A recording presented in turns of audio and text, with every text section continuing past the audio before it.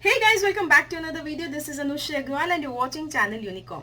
I hope you're following this 2.5 month success plan आप सभी लोग फॉलो कर रहे हैं और आप लोग को बहुत फ़ायदा हो रहा होगा, मैं उम्मीद कर रही हूँ. नीचे ज़रूर बताएं अपने फीडबैक इस प्रोग्राम के बारे में. आप क्या चाहते हैं हम क्या ऐड करें इस प्रोग्राम में ताकि आपको मैक्सिमम बेनिफिट मिल सके. जो बच्चे हमारे साथ जुड़े हैं, मुझे कंटिन्यूसली फॉलो कर रहे हैं अकाउंट्स में, BCR में और फैकल्टीज़ को फॉलो कर रहे हैं दूसरे सब्जेक्ट्स में, नीचे अपनी अटेंडेंस ज़रूर मार्क करें ताकि पता रहे कि कितने बच्चे कंटिन्यूसली हमारे साथ इस प्रोग्राम से जुड़े हैं और हमारे साथ पढ़ाई कर रहे हैं. मैं उम्मीद कर रही हूँ कि क्लासेस के साथ आप टेलीग्राम से नोट्स और क्वेश्चंस डाउनलोड करके वो भी सॉल्व कर रहे होंगे. तो फुल फ्लैश में अपनी पढ़ाई चल रही है. आज करवाऊंगी मैं BCR का चैप्टर नंबर 1. तो सभी स्टूडेंट्स को ये बता दूं किस तरीके से हम करने वाले हैं. BCR की अराउंड हमारी 10-11 क्लासेस होंगी. मैं आपको सारे सब्जेक्ट्स करवाऊंगी, फॉर्मेट करवा दूंगी, मॉड्यूल में अंडरलाइन करवा दूंगी क्या क्या इंपॉर्टेंट है और सब कुछ समझा दूंगी. आपको करना क्या है, आपको अब ये इसको राइटिंग में प्रैक्टिस करना है. बिकॉज BCR और लॉ में बच्चों के राइटिंग में मार्क्स कटते हैं. मेरी बात बहुत ध्यान से सुनिएगा. यहाँ पे जो हमारी फ्री क्लासेस होने वाली हैं उसमें मैं आपको कंटिन्यूसली ये जो आपका मॉड्यूल का पार्ट, थ्योरेटिकल पार्ट पूरा कवर करवा दूंगी. हमने एक नया बैच लॉन्च किया है. उस बैच में हम आपको 1-to-1 राइटिंग प्रैक्टिस करवाएंगे. मैं आपके आंसर्स को चेक करूंगी और आपको बताऊंगी कि कहाँ आपको इम्प्रूवमेंट की जरूरत है. वो जो बैच होगा that will be a paid batch. तो इस वजह से जो भी उस बैच में एनरोल करवाना चाहता है वो इस नंबर पे कांटेक्ट करे.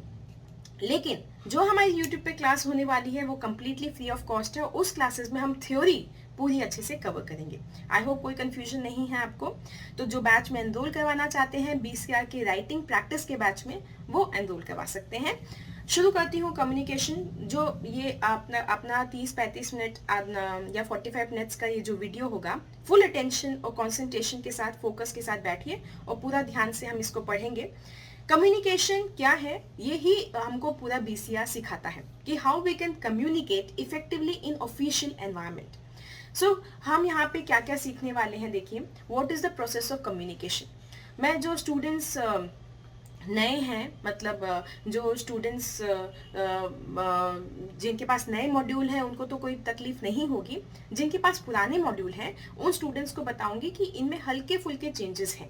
तो मैं नए मॉड्यूल से ही पढ़ा रही हूँ. तो जो आप अगर पुराने मॉड्यूल हैं जिनके पास, तो आपको पता भी चल जाएगा कि क्या चेंजेस हैं. करेक्ट, ठीक है. देखो, इस चैप्टर में हम क्या क्या पढ़ने वाले हैं. What is the process of communication, हम ये पढ़ेंगे. Then we will also understand the various types of communication. That means कि यहाँ पे formal, informal, oral, written communication वो सब हम पढ़ेंगे.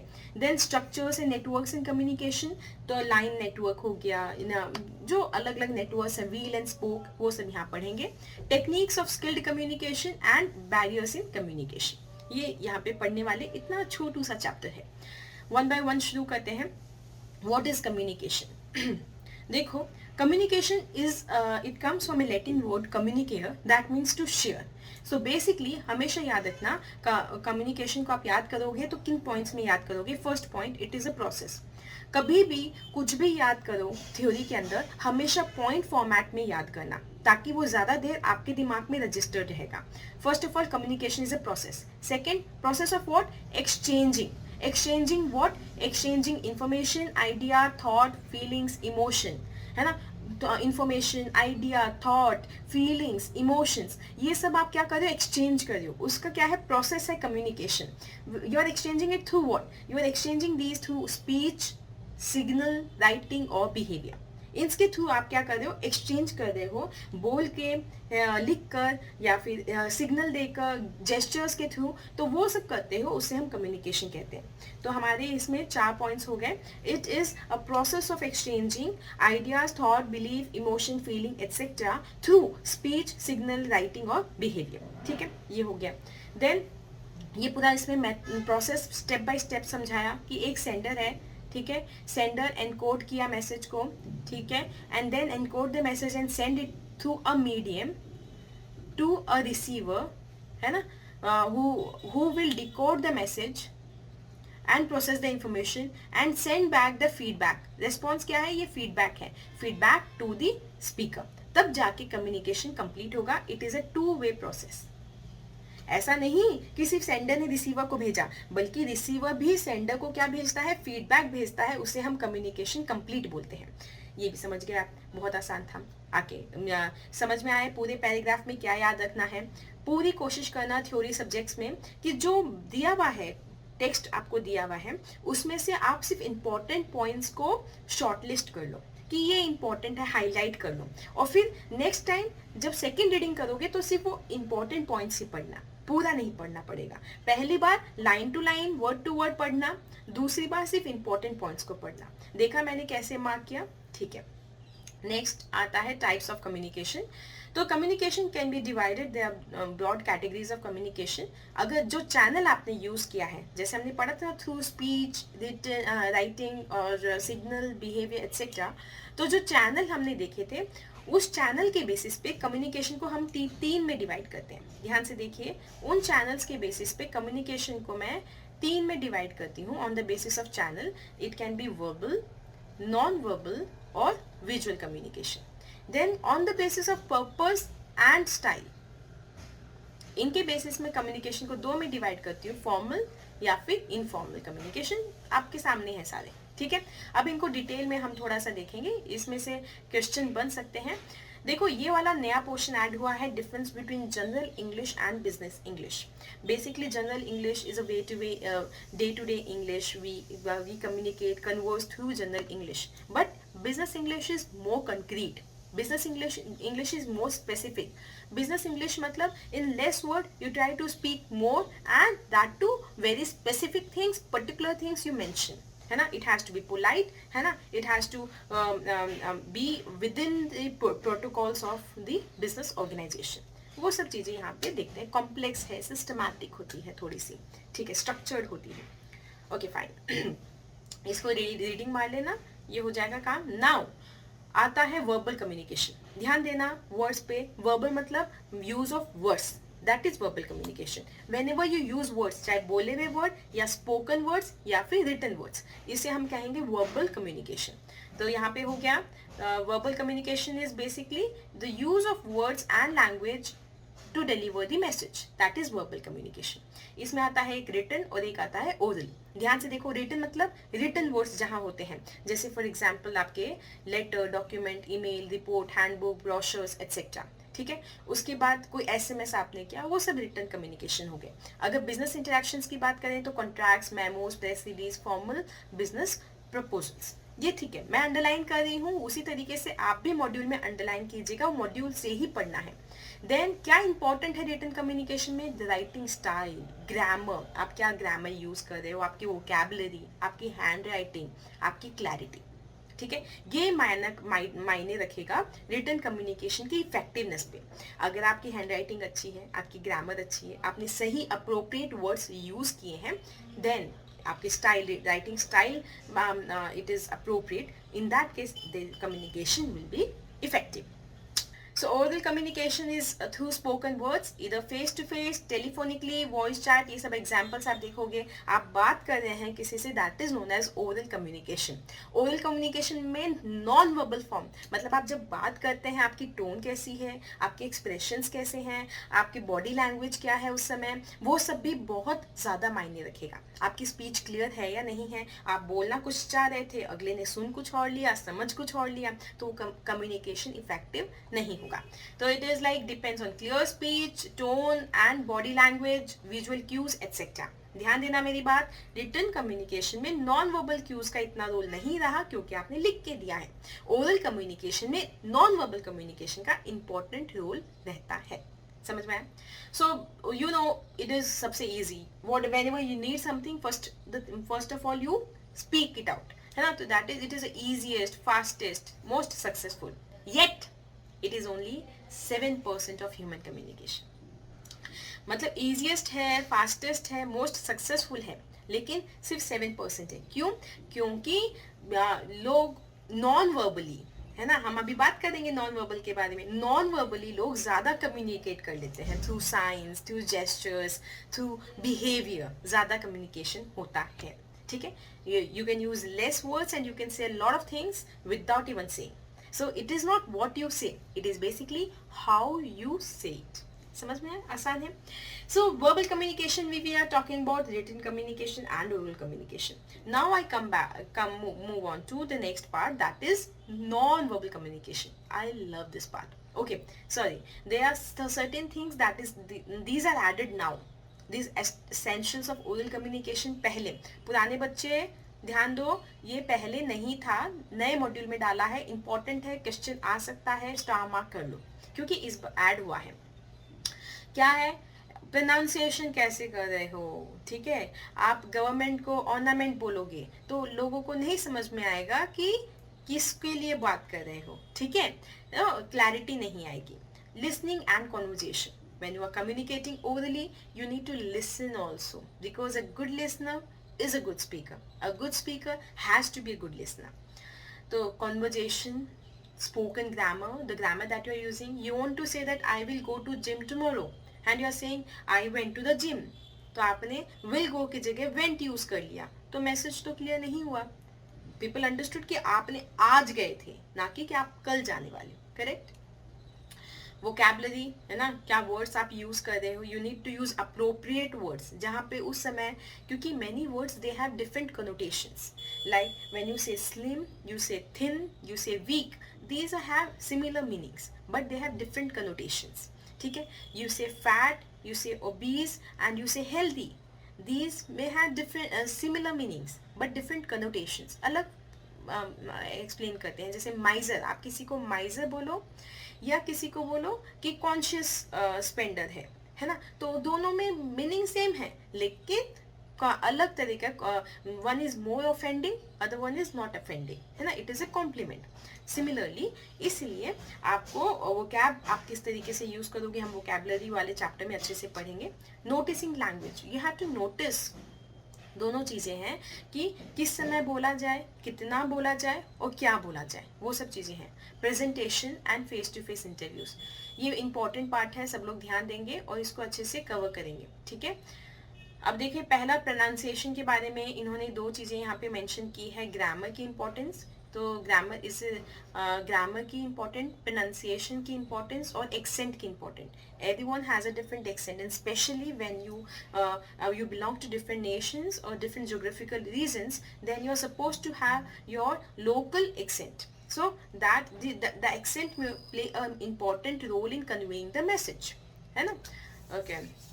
तो ये एक बार रीडिंग मार लेना, बहुत आसान सी चीज़ है, इतनी कोई डिफिकल्ट नहीं है, एक बार देख लेना. तो you have to listen carefully. Listening का हम इफेक्टिव कम्युनिकेशन में भी देखेंगे, हाउ लिसनिंग कितनी इंपॉर्टेंट होती है. कई बार एग्जाम में 2 नंबर का क्वेश्चन पूछा गया है इस बारे में. देन स्पोकन ग्रामर का क्या रोल होता है. ऑब्वियसली मैंने अभी आपको एग्जाम्पल देके बताया, ये एग्जाम्पल आप देख सकते हैं, बहुत आसान है. इस पोर्शन को सब लोग रीड करेंगे. देन उसके बाद नोटिसिंग लैंग्वेज, इस पर मुझे उम्मीद है कि एक क्वेश्चन आ सकता है इस बार एग्जाम में कि व्हाट इज नोटिसिंग लैंग्वेज. तो what do you mean by noticing language. So it is ये आप ज़रूर देखेंगे कि किस तरीके से ये आप नोटिस करते हैं कि बंदा कैसे बोल रहा है. उस according you have to design your response. So it need for learners to not only notice, you need to notice and analyze the features of spoken grammar and produce these features in their own speech. ठीक है, ये तो अपनी बात हुई है, connotation की बात हो गई है, वो सब चीज़ें आपको ध्यान देनी है. यहाँ ये इंपॉर्टेंट है, इस पर भी क्वेश्चन एग्जाम में आ सकता है कि tips and techniques for presentation. तो कैसे आपको प्रेजेंट करना है. You have to be enthusiastic and honest, passion दिखाओ, ये सब चीज़ें. एंड पीपीटी के लिए आपको क्या क्या करना है, ये 2-4 चीज़ें इन्होंने यहाँ पे मेंशन करी है. This is pure theoretical part, मैं ज़्यादा नहीं समझा रही, लेकिन आप ज़रूर इसको पढ़ के जाओगे, क्वेश्चन बन सकता है एग्जाम में. Coming now to non-verbal communication, very interesting and important as well. So what non-verbal communication says, it is again a process of communication without using words, wordless messages, no words. ठीक है.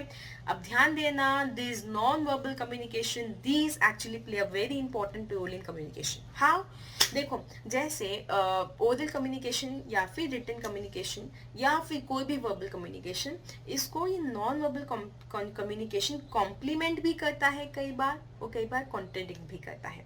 मैंने मेरी detailed classes में आपको इसकी पूरी detail दी है. डिटेल्ड वीडियोस के लिंक्स आपको डिस्क्रिप्शन बॉक्स में मिलेंगे, तो you can go to the description box for detailed videos. अगर डिटेल में जानना है तो बहुत डिटेल में मैंने पढ़ाया है सब कुछ आपको. ध्यान देना कैसे, एक छोटा सा एग्जाम्पल दे देती हूँ. जैसे for example you go to your mama and ask कि mummy may I go to Goa, and your mama says you want to go to Goa? Go. So here mummy's expressions, these are similar, these are complementing her words. तो आपको समझ में आता है, तो उन्होंने compliment किया और illustrate किया, बेटा जाओ, go to Goa, go. और कई बार क्या होता है, आप गो ये से you want to go to Goa and your mummy says Goa जाना है, जाओ गोवा जाके आओ, जाओ ना, पूछने की क्या जरूरत है. So in that way mummy क्या कर रही हैं, मम्मी कॉन्ट्रडिक्ट कर रही हैं. मम्मी के वर्ड्स कह रहे हैं कि यू गो, बट मम्मी के एक्सप्रेशंस कह रहे हैं कि यू शुड नॉट गो, है ना. So it may sometimes contradict the denoted message. समझ लो. उसी तरीके से कई बार रिइंफोर्स करता है, एम्फेसाइज करता है, कई बार रिप्लेस भी कर देता है. इस सब के एग्जाम्पल मैंने डिटेल्ड वीडियो में दिया है आपको. ठीक है, तो नॉन वर्बल कम्युनिकेशन समझ में आया. फिजिकल नॉन वर्बल कम्युनिकेशन में क्या इंक्लूड, ध्यान देना एक एक पे, इन पे एक दो नंबर के क्वेश्चंस पूछे जा सकते हैं, आसान है. Physical non verbal communication we are talking about body language. ठीक है, so we talk about expression, stances, gestures, touches, other physical signals. इन सब की हम यहाँ पे बात करते हैं. तो आप जैसे for example the way you are standing, the way you are listening, the way you are behaving at that moment, cross hands, cross leg etcetera. यहाँ पे इंपॉर्टेंट देखना, इट इज जस्ट अ 55. ध्यान दो, बहुत इंपॉर्टेंट पार्ट है. 55% of all communication, 55% of all communication मतलब एक बहुत इंपॉर्टेंट रोल प्ले करता है फिजिकल नॉन वर्बल कम्युनिकेशन. सो अब बात करते हैं पैरा लैंग्वेज की. पैरा लैंग्वेज में आप देखोगे voice quality, intonation, pitch, stress, tone, style of speaking, वो सब आपके पैरा लैंग्वेज में कवर होगा. किस तरीके से आप बोल रहे हो, बेसिकली वो पैरा लैंग्वेज हो गया. This is 38% of all communication. ध्यान देना, फिजिकल कम्युनिकेशन में हाउ यू आर बिहेविंग, आपके टच हो गया, सेंसर्स आ गए, उसमें हम अपने बॉडी जेस्चर्स आ गए, उनकी बात करते हैं. पैरा लैंग्वेज में हम सिर्फ वॉइस की बात कर रहे हैं, जैसे आपका है ना टोन, पिच, वॉल्यूम, वो सब की हम यहाँ पे बात करेंगे. एस्थेटिक मतलब art forms, dance, paintings, singing, वो सब जो जैसे आप कम्युनिकेट करते हो उसे हम एस्थेटिक कम्युनिकेशन कहते हैं. आपको पता है फ्रीडम स्ट्रगल में पेंटिंग्स के थ्रू लोगों में पेट्रियोटिज्म कन्वे किया जाता था, है ना. उसके बाद appearance, how do you appear, how you are dressed up, your personality. तो ये क्या करता है, appearance is basically your first impression. When you see a very well dressed person, you get a feeling that the person is organised, is professional.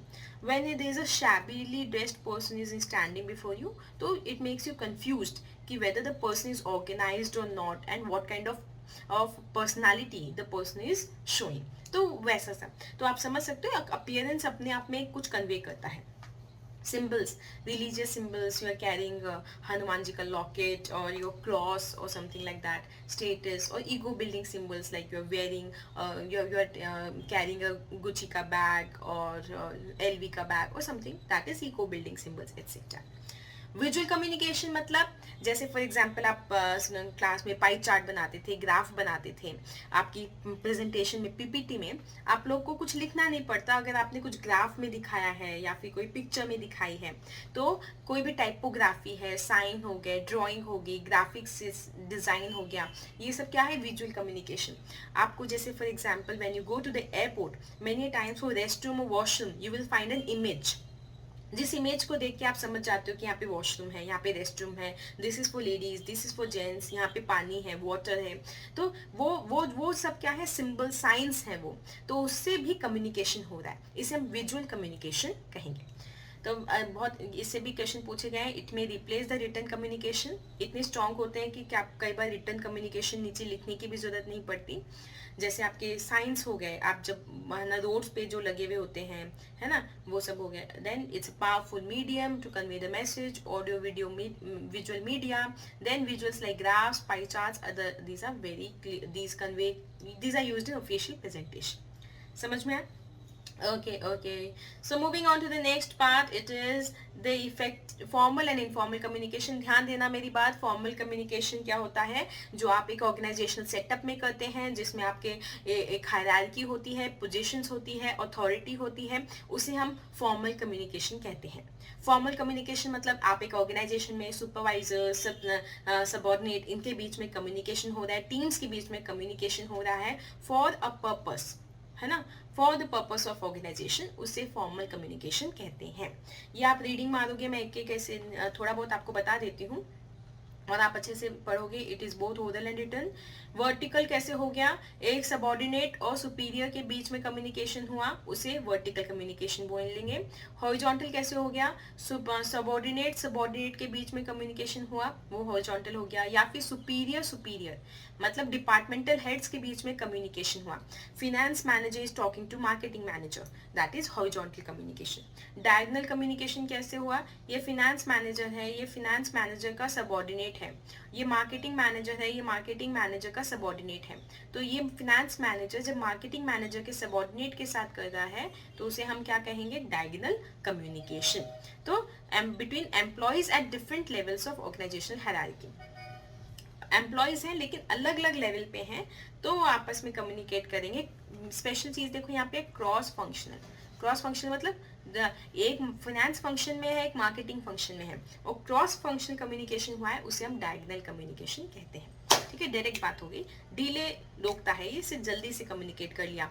मानो पहले marketing subordinate पहले manager को बताएगा कि मार्केटिंग मैनेजर को मुझे इतने फंड्स चाहिए, ऐसा सा वैसा सा डिटेल देगा.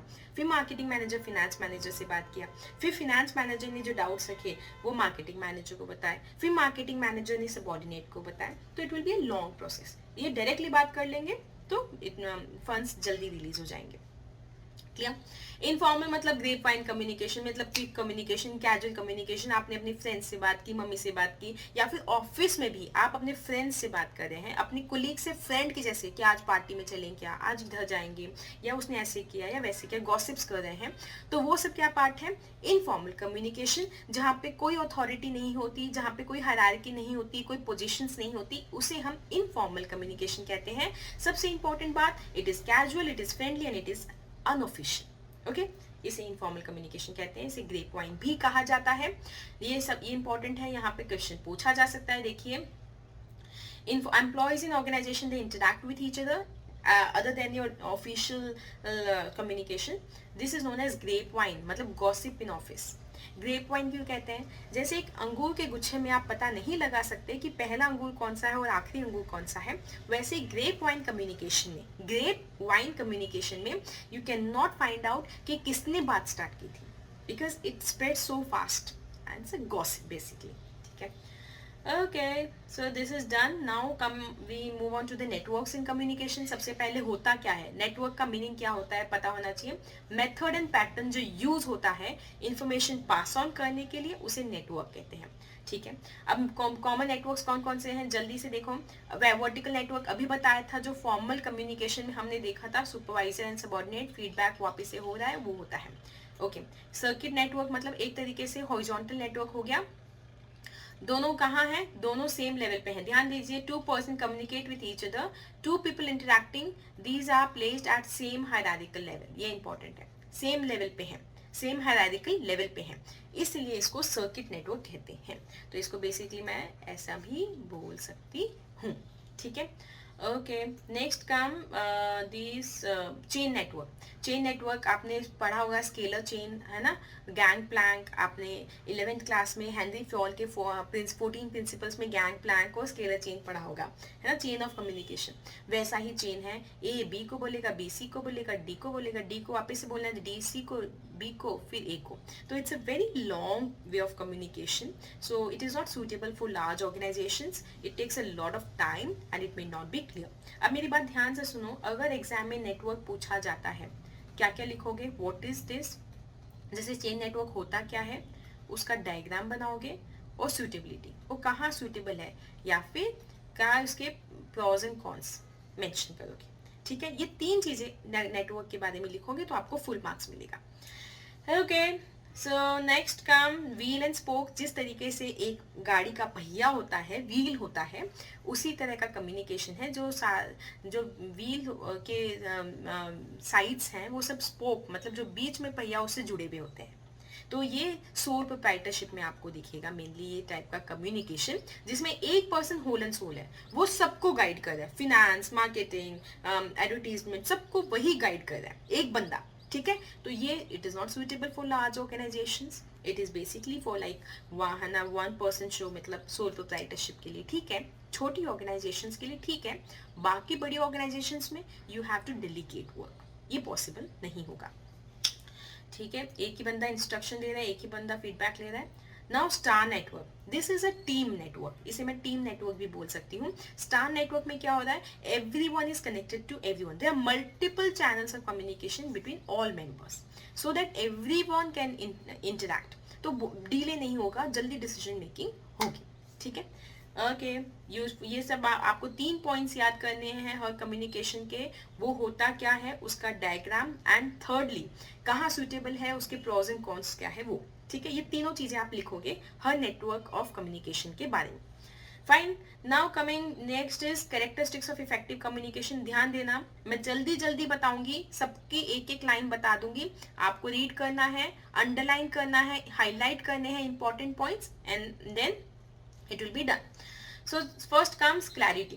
क्लैरिटी की क्लियर होना चाहिए. आप जो मैसेज कहना चाहते हो कंप्लीटली क्लियर होना चाहिए. लॉन्ग कॉम्प्लिकेटेड सेंटेंसेस में लॉस्ट ना हो जाए. Now comes next is concise. It has to be concise. मतलब है ना, क्लियर तो है ना. क्लैरिटी के चक्कर में ऐसा नहीं कि 1.5 पेज का आपने मैसेज लिख दिया. It should be concise, to the point. ठीक है. ब्रीफ, टू द पॉइंट होना चाहिए. So must not be lost in elaborate details. It should be like brevity. Brevity मतलब कंसाइज, कम है ना, कम शब्दों में पूरी बात कहना. ठीक है. ओके. कंक्रीट होना चाहिए. कंक्रीट मतलब विथ एविडेंसेस. ऐसा नहीं है कि आपने ऐसी हवा में बात कह दी है ना. कंक्रीट होना चाहिए कि विथ एविडेंसेस है, पॉसिबिलिटी है. It should be based on facts and figures. Clear. Coherence. जो पूरा मैसेज जा रहा है ना वो क्लियरली कोहेरेंट होना चाहिए. मतलब एक ही लाइन में जा रहा हो. पहली लाइन में आप बोल रहे हो कि हमें प्रोडक्ट लॉन्च करना है. सेकंड लाइन में बोल रहे हो कि अभी प्रोडक्ट लॉन्च करना सही नहीं होगा. थर्ड लाइन में आप बोल रहे हो कि प्रोडक्ट लॉन्च की डेट हम परसों की ले रहे हैं. तो कंफ्यूजन होगा. पूरे मैसेज राइटिंग स्टाइल, पूरा स्ट्रक्चर इस तरीके से होना चाहिए कि जो मैसेज आप कहना चाह रहे हो उसके कोहेरेंट जाए और ऑर्गेनाइज्ड हो. ठीक है. So there has to be some logical bridge between the words and sentences that you are using. Okay, समझ आया आप. Next is completeness. The message has to be complete. ऐसा नहीं है कि the audience is confused कि message पूरा नहीं आया, आधा अधूरा है. कंप्लीट होना चाहिए, पोलाइट होना चाहिए, कर्टियस होना चाहिए, रेस्पेक्टफुल होने चाहिए आप when you are saying anything. Even when you are scolding your subordinates, then also you have to have that courteous feeling in you. आप उस समय भी you have to be polite. Okay, this is the condition of an official or formal communication. Listen for understanding. इस पे questions पूछा जाता है. Listening important क्यों है, 1-2 नंबर के क्वेश्चंस पूछे गए हैं एग्जाम में. ध्यान देना, it is very important. Listener has to be objective, practical and control of emotion. तो ना सिर्फ स्पोकन वर्ड्स को देखता है बल्कि नॉन वर्बल क्यूज के ऊपर भी ध्यान देता है. आपको पता है non verbal cues accounts for 55% of total communication. Okay. So मतलब अगर लिसनर अपने ही इमोशंस और अपने ही ख्यालात प्रिजुडाइजेस में खोया हुआ है तो जो सामने वाला बोलना चाहता है उसको समझ नहीं पाएगा. इसलिए आप पहले सुनो, एकदम क्लियरली बंदे की बात सुनो, क्या कहना चाह रहा है समझने के लिए, ना कि अपना आर्ग्यूमेंट रखने के लिए. ये बोला जाए, इसलिए you should listen to understand, है ना. ये फोकस एंड अटेंशन इंपॉर्टेंट है. It should be undistracted whenever you are listening to someone. कोई प्रेजेंटेशन हो रही है तो बाकी आपके जो भी डिस्ट्रैक्शन है, मोबाइल है, सबको साइड में रख के you should be completely focused on to whatever the person is saying. ये एक इंपॉर्टेंट पार्ट यहाँ पे आपका बनता है, इमोशनल अवेयरनेस एंड कंट्रोल. बहुत इंपॉर्टेंट है. क्यों? क्योंकि इस पे भी क्वेश्चन एग्जाम में पूछा गया है. इमोशनल अवेयरनेस एंड कंट्रोल मतलब you should be aware of your emotion. मतलब एक अ गुड स्पीकर और communicator can not be swayed away by emotions.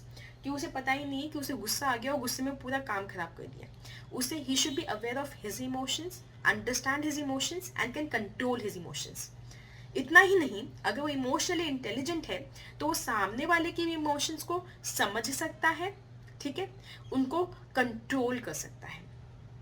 ना सिर्फ आप समझ रहे हो बल्कि उसको कंट्रोल भी कर पा रहे हो। तो understands and controls one's own emotion and also understands and control the other persons emotion, वो इमोशनली इंटेलिजेंट पर्सन है, ठीक है, समझ गए। इसको रीड करोगे सब लोग अच्छे से। Barriers in communication, what are various barriers in communication, मतलब क्या क्या रुकावटें आती हैं कम्युनिकेशन में, जो आपके रुकावट डालते हैं वो क्या क्या है। तो दीज कैन बी फिजिकल, मतलब in physical form like technological barrier आ गया, आप दूसरी बिल्डिंग में, वो दूसरी बिल्डिंग में, रास्ते में रोड बन रही है, फिजिकल बैरियर्स हो गए। साइकोलॉजिकल बैरियर्स, वो आपके बारे में गलत सोचता है, उसके कुछ प्रिजुडाइसेस हैं, है ना, तो वो हो गए साइकोलॉजिकल बैरियर्स। इमोशनल बैरियर्स, वो इमोशनली अगेंस्ट आपसे, आपसे गुस्सा है, इमोशनली अगेंस्ट है, या फिर very sensitive about a certain topic, तो इमोशनल बैरियर आ गया। कल्चरल बैरियर, मतलब you belong to different cultures and you can not, आपके कल्चर में कुछ चीज़ कैसे की जाती है उस कल्चर, जैसे जापानीज कल्चर में किसी और तरीके से ग्रीट करते हैं और सेम तरीके की ग्रीटिंग अमेरिकन कल्चर में नहीं चलती, तो cultural barrier. Linguistic, language barrier, आप तमिल बोलते हैं वो हिंदी बोलता है, तो लैंग्वेज बैरियर, समझ गए। सो फिजिकल बैरियर सब लोग एक बार रीडिंग मारेंगे, बैरियर्स पे क्वेश्चन एग्जाम में आ जाता है कई बार।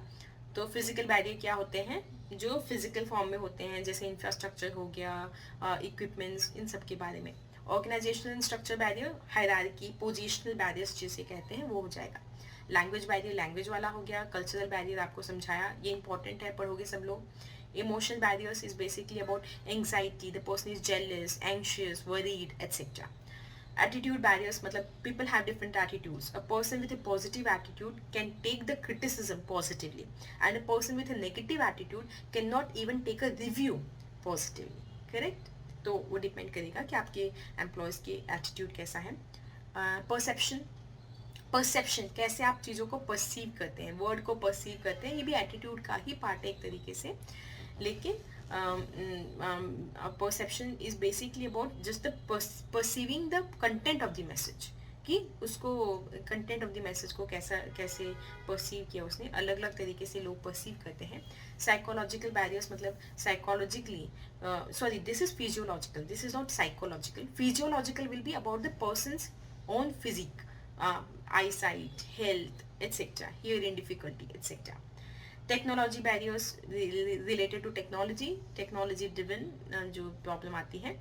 जेंडर बैरियर्स, मतलब मेन एंड वुमेन, इस पे भी क्वेश्चन एग्जाम में पूछा जा सकता है कि main and women they have different attitudes, they communicate differently, they perceive things differently and they have different emotional setup, तो उसकी वजह से कई बार बैरियर्स आ जाता है कम्युनिकेशन में। Okay, so we are done with the chapter. Case study जरूर पढ़ेंगे सब लोग, इसमें इन आप आइडेंटिफाई करोगे कि नॉन वर्बल कम्युनिकेशन के क्या क्या दिखाई दे रहा है आपको। सारे प्रैक्टिस ये सब आप सॉल्व करोगे, आसान है, इतना कुछ आपको प्रॉब्लम नहीं आएगा।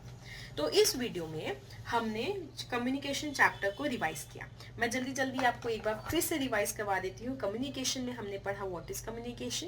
It is a process of exchanging ideas, thoughts, beliefs, emotions, feelings and information through vision, through gestures, through speech, through words, etc. ठीक है, फिर हमने देखा इसमें sender encodes a message, sends through a medium to a receiver who decodes the message and sends a feedback to the sender. Then communication के types हमने देखे थे on the basis of channel, है ना, हम दो तरीके से करते हैं, verbal, non-verbal। verbal में written and oral, और non-verbal में जो many types, like non-verbal में para language, aesthetic, appearance and physical non-verbal communication, etc. और एक लास्ट है विजुअल। तो तीन हो गया, वर्बल, नॉन वर्बल, विजुअल। ठीक है, याद करो क्या क्या पढ़ा था सबके बारे में। उसके बाद में आता है फॉर्मल और informal on the basis of need, है ना। हम जैसे करते हैं ऑफिशियल सेटअप में करेंगे तो फॉर्मल, अनऑफिशियल कैजुअल फ्रेंडली होगा तो इनफॉर्मल। वहाँ पे एक वर्ड पढ़े थे ग्रेप वाइन। उसके बाद में नेटवर्क्स इन कम्युनिकेशन होता क्या है, the pattern, the way the message is being conveyed, that is communication network.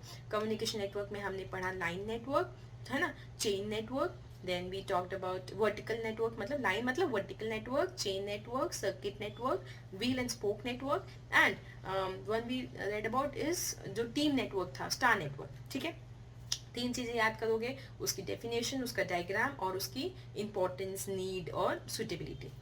और उसके बाद में हमने पढ़ा इफेक्टिवनेस ऑफ कम्युनिकेशन और उसके बाद पढ़ा बैरियर्स इन कम्युनिकेशन. करेक्ट. और इसमें आपने एक नई चीज़ पढ़ी थी, ओरल कम्युनिकेशन में 5 चीज़ें नई ऐड की गई है. प्रोनाउंसिएशन हो गया, प्रेजेंटेशन हो गया, नोटिसिंग लैंग्वेज हो गया, वोकैबुलरी हो गया. वो एक बार आप अच्छे से देखोगे, नया ऐड हुआ है. आई होप थोड़े से टाइम पीरियड में मैंने पूरी कोशिश की है कि चैप्टर नंबर 1 में आपको समझा पाऊँ, सारे पॉइंट्स के मीनिंग बता पाऊँ. अब आपको क्या करने का है, ये वापस से आज होमवर्क आपका है, ये पूरा चैप्टर रीड करोगे वर्ड टू वर्ड, अंडरलाइन करोगे जो इंपॉर्टेंट पार्ट है. नोट्स आपको कल टेलीग्राम चैनल पे मिलेंगे, इसके हैंड रिटन नोट्स मैं आपको दूंगी चैप्टर 1 के. और रिलेटेड लिंक्स अगर आपको डिटेल में पढ़ना है तो मैंने डिटेल में भी पढ़ाया है. रिलेटेड लिंक्स मैं आपको टेलीग्राम चैनल पे सेंड करूंगी और डिस्क्रिप्शन बॉक्स में भी मिलेगा. आपका जैसे ही टास्क कंप्लीट होगा, आप होमवर्क कंप्लीट करोगे, नीचे मैसेज करोगे कि मैम टास्क डन, और फिर मैं नेक्स्ट आपको BCR का वीडियो दूंगी जिसमें हम चैप्टर नंबर 2 जो बहुत इंपॉर्टेंट है, that is about direct, indirect and active passive, वो पढ़ाऊंगी. तो इसीलिए लग जाओ काम में. ये पढ़ा, पुराने वीडियोस देखो, इसको सॉल्व करो, मॉड्यूल पढ़ो, क्वेश्चंस को सॉल्व करो, and then come back for the next chapter. I see you again in the next video. Till then don't worry, keep working hard, stay healthy, be happy, bye bye.